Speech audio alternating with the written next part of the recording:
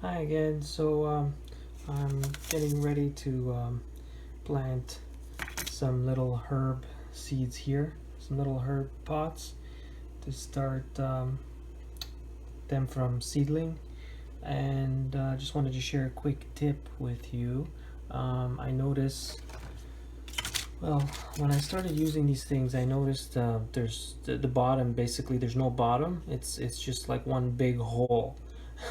So I really didn't understand the meaning to that. I think it's completely unnecessary given there's very little um, soil in there to retain the moisture. I find they dry very quick, whether on your windshield on your windowsill or outside somewhere. Um, Drainage is really good for small pots, especially if there's no saucer in the bottom. So what I do is I just cut up some scrap plastic and throw them in at the bottom there. You could also use like leaves or sticks because even if they rot, like they're not going to, your seedlings won't be in these pots for long. So um, really whatever's at the bottom won't have much of an impact um, on your plant. And so what I find it helps a lot. It slows down the drying.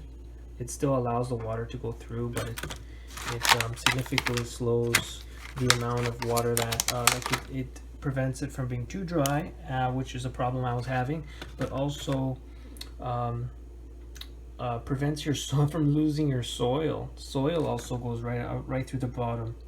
Um,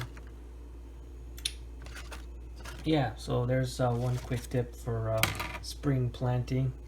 I hope you enjoy. If you want to stay in tune for some more quick gardening tips, please subscribe and turn on notifications for my channel.